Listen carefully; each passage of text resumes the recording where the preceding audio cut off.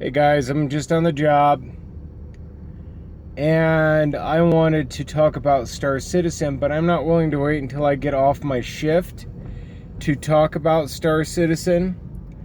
Um, I have some issues with what's being talked about. I have an issue with some of the things that currently exist. I have an issue with some of the things that are being talked about what might exist. What else? I have a degree of issue with how inertia and G-forces work in Star Citizen, and I want to talk about these things. And I'm just gonna start at the top of the list and hope that in roughly about 20 minutes I can wrap up something decent for Star Citizen and see if I can do something to help input. So let's talk about hollow ships. I don't like hollow ships. Well, Ben, they're not hollow ships. Their components are in their wings or in their engines and na. Fuck that bullshit, okay? There is no such thing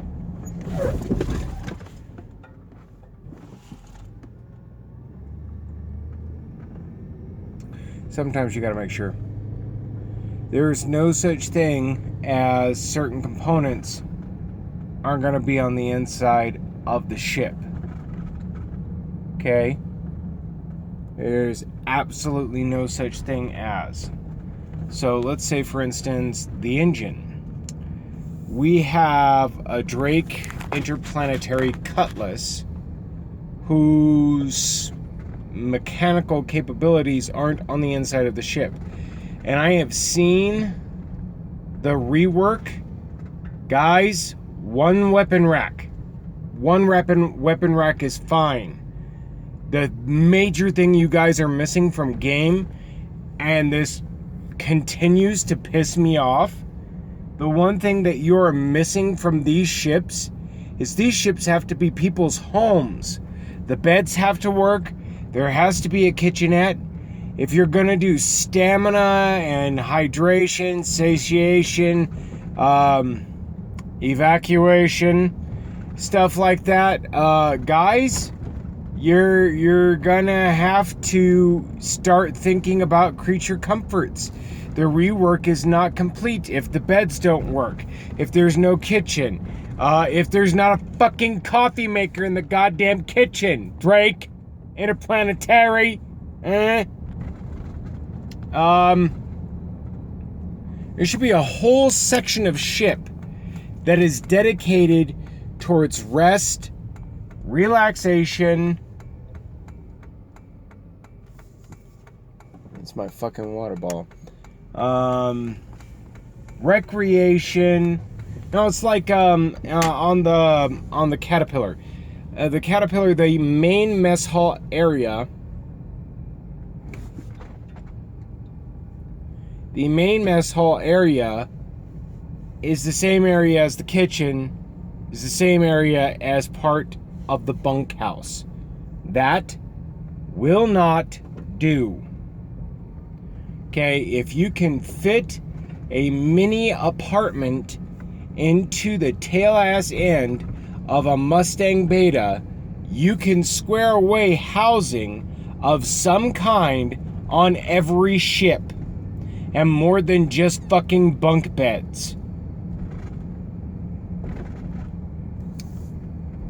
This is my major issue. I'm on a very big property. That's the reason why we keep going around. It should take about 20 minutes.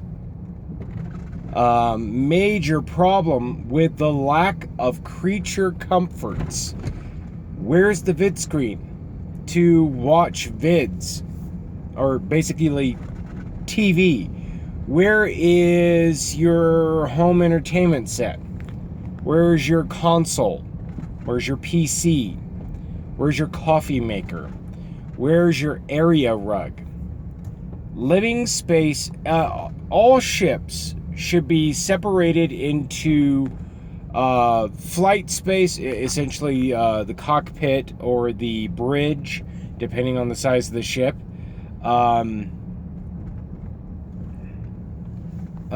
So the flight area, the living area.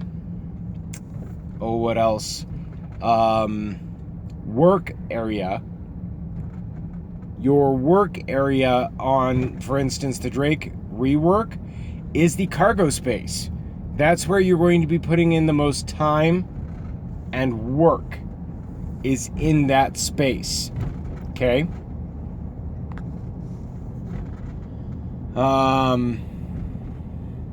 Let's see here. Flight area, living area, work area. There should be one more maintenance area. And sometimes, depending on the size of the ship, these things are going to have to overlap. And we're going to have to see components. You can't just have this big, open, bulky ass looking hollow ship and say, oh, everything's on the wings. Like the Misc Reliant can get away with that because it is all wings. It is all wings. One sec.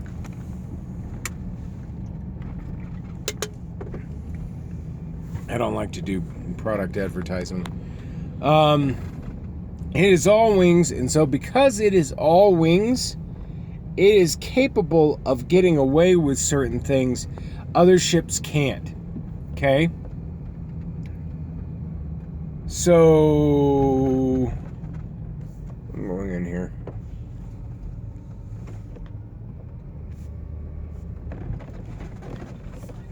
Then there is the Freelancer, which is a hollow boat. I dislike strongly Freelancers. And the reason why is because it's a hollow ship. Where's your engine room?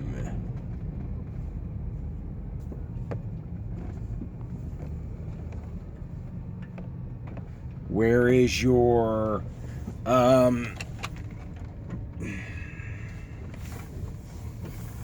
where is your engine room?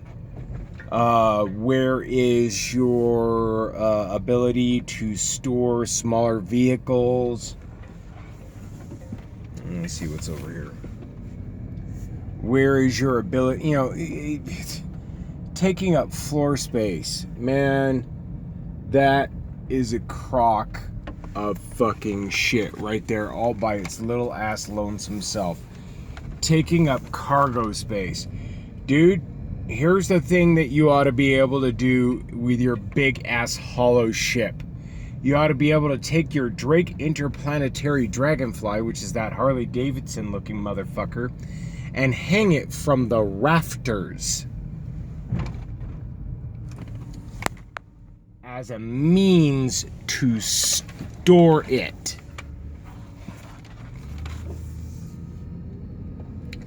Anything less does not make legitimate sense. Some people will argue that point, but seriously, there is no up in space. There's no down in space. There is what can you do with the space that you have.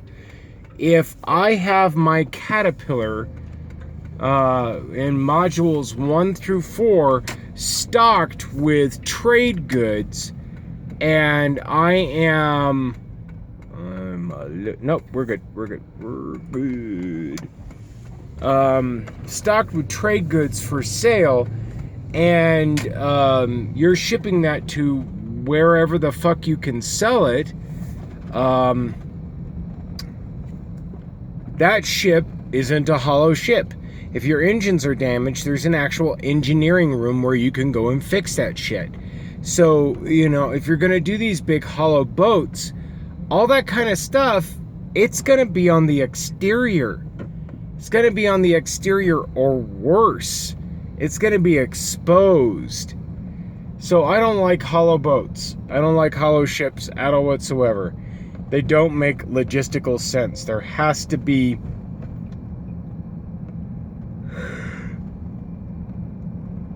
some degree of that shit on the inside. G-forces. G-forces only work when you're near a celestial body, because, or in the atmosphere of a celestial body, because gravity is playing on your body. The further away from a celestial body you are, the less gravity there is on you, the less likelihood that you can pull any G's at all whatsoever. Zombie. Kidding.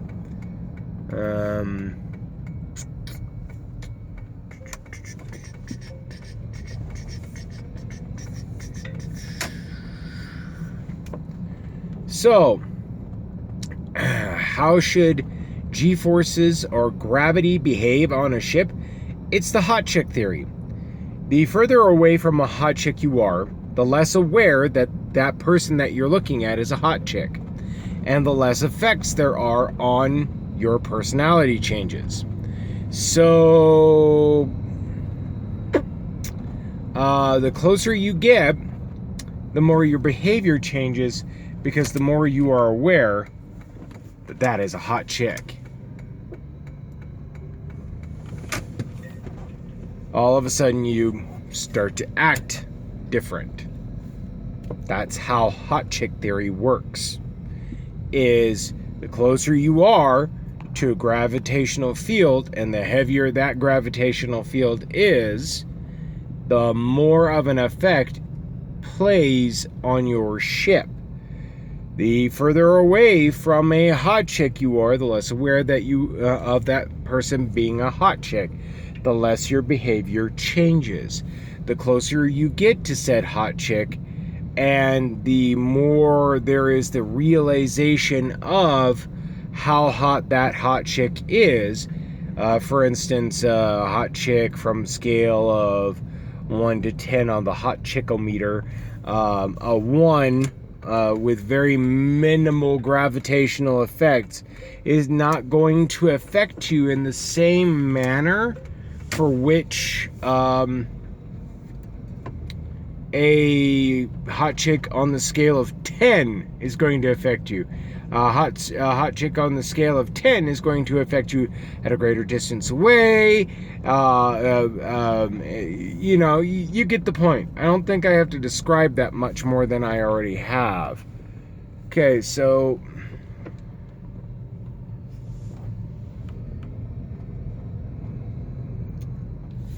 what's next that I have a problem with? Yes. Detecting ships at a great galactic distance via heat. My main gripe, which I'm probably going to dedicate the next 7 minutes towards. You're in space. Space is a vacuum. Inside of a vacuum, there is nothing to create friction against or upon. No friction means no heat. Means nothing to stop your ship. Okay? And I know what the counter argument will be, but your activities and the things that you do on the inside of your ship is going to heat up the hull of your ship. No, it isn't. Think about it. The hull of your ship is designed around the concept of ensuring and protecting the passengers and pilots. So there is not going to be any nonsense, bullshit heat, because your hull will not heat up.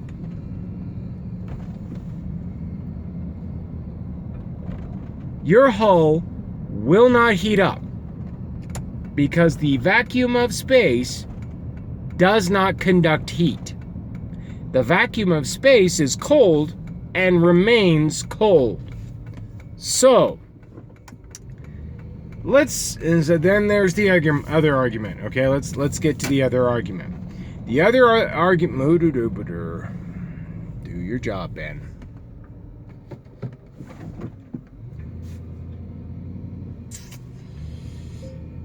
The other argument will be, oh, but what about all those thrusters and maneuvering thrusters and that didn't sound good. And what else? And quantum engines and and jump drives and whatnot. Here's the thing, okay? Imagine the likelihood of jump drives going the way of the dodo, okay? The reason why I see this as a potentiality is because I see kind of where these guys want things to go. And where they kind of want things to go is there you and your crew are drifting for days across space, having to take shifts, managing your ship in order to be able to do the simplest thing. Take a bunch of steel from Levski to Olisar, or vice versa. Olisar. You are not going to use your jump drive as much as everybody thinks. I think the reason why is because it detracts from the opportunity for drama. If you can get there like that, there's no story. So let's say you're using a simpler technology like a push drive. What a push drive is an extra coil around your engine that can first cools your engine but doesn't super cool it so that it'll shatter whenever you do stupid shit. But what it does is it cools your engine so that your engine doesn't explode whenever it is supercharged. At least I think that's the premise. I'm actually gonna need a scientist in here to give his or her 2 bits to make sure that I'm on the up and up. Because to be frank, I'm not a scientist. I'm a security guard. Okay? So what it does, as far as I am aware, is it cools down your engine just enough that it will not explode whenever it is supercharged. And then it supercharges your engine, or your thrusters more specifically, and gives what is referred to as a hard burn. This hard burn takes you well out beyond the maximum speed and capabilities of the ship that you are flying or patrolling in. So, what does that mean? It means that you get places faster, but still days, still months, still years, depending on how far out we're talking about. I think what they're going for is what you see in the Firefly series. Guys are out there for days between planets, between systems, is what I think they're aiming for. Days between landing, where you're out in space with you, your crew, whatever drama may occur out there, whatever cargo you may be hauling, or whatever mission you may be underway. The getting there is going to become slower.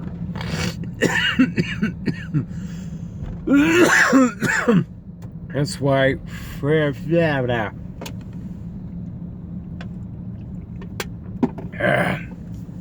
so deep up. That's why I'm doing everything in my power to work up to a cargo hauler and eventually a crew. What I'd like is a damn Caterpillar. Proper cargo space, engine rooms, sleeping spaces where it shouldn't be, but I'll take it anyways. I'll take it.